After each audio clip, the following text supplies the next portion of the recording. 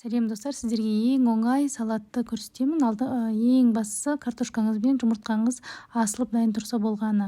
Картошканы жақсылап теркадан өткізіп аламыз.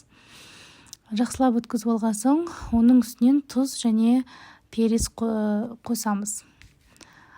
Оның үстінен осы соусымызды, дайындап алған соусымызды қосамыз. Оған 2 қасық майонез и 2 немесе 1 чеснокты қоссаңыз болады, зубчигін. Қоспасаңыз да болады, бірақ қосқан дәмдірек. Шпрот, майымен сатылатын шпротты аламыз. Осылай вилкамен езіп алып, оны жаңағы соусымыздың үстінен қосамыз. Енді келесі кезекте үстінен жақсылап әдемілеп осылай жағып аламыз. 1 шпрот банкасын алсаңыздар жетеді.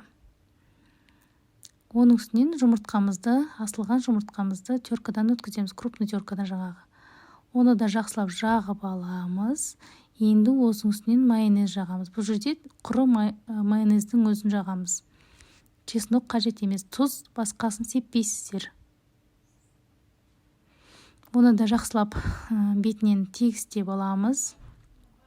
Енді оның үстінен мелкий теркадан сыр өткіземіз, твердый сырды. Оны да жақсылап үстінен тегістеп аламыз. Сонымен сіздің салатыңыз дайын. Негізінде балығы төбесінде бітіп қадалып тұру керек болған. Бізге ол қажет емес деп ойлаймын. Бізге тез болғандықтан осылай жасай саламыз.